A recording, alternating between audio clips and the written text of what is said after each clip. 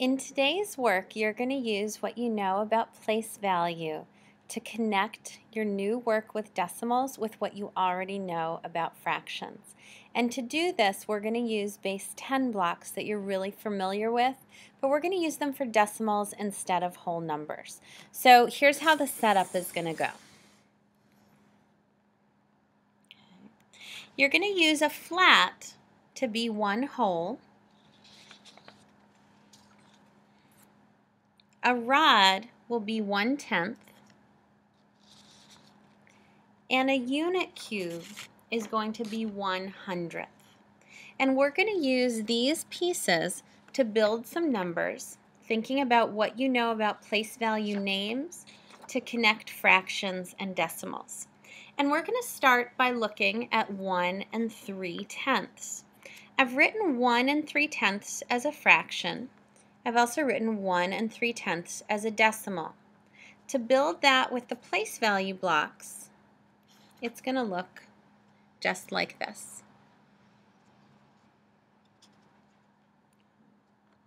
Take a minute to think about if you wanted to use hundredths instead of tenths, how many hundredths you would need.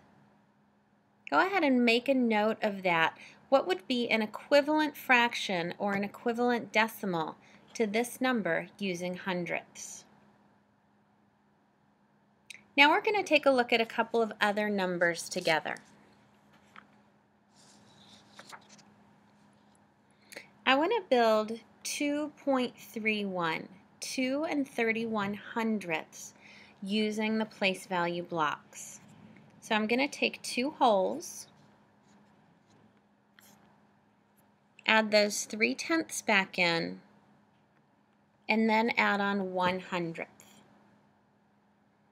Take a minute to think about what I would need to do to change this to 2 34/100ths, and make a note of what I would need to add or take away to change the number to be 2 34/100ths. How would I write this as a fraction if I want to go back to this basic number of 2 31/100ths? What do you think it would look like as a fraction? Go ahead and give that a try also and make a note of that. Let's look at another number together.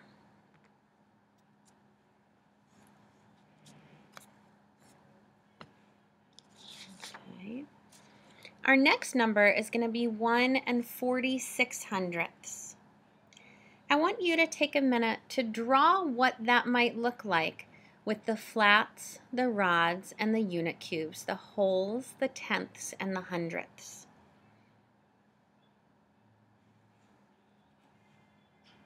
You should have one flat,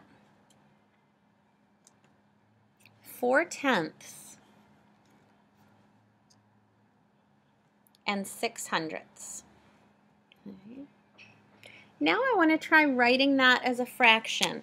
See if you end up with the same thing I get.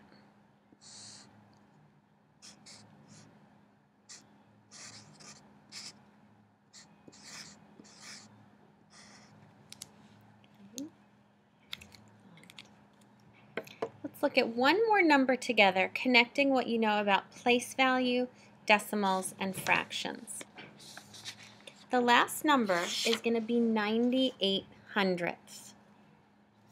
It would be a lot of hundredths to count out, so I'm going to start by looking at the tenths place value and count out 9/10ths.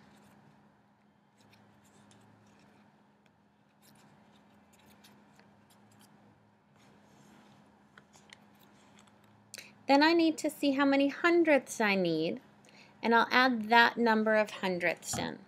I have 6 hundredths and 2 more to get 98/100ths. Think about what you need to do to change this number into one whole, and make a note of that also.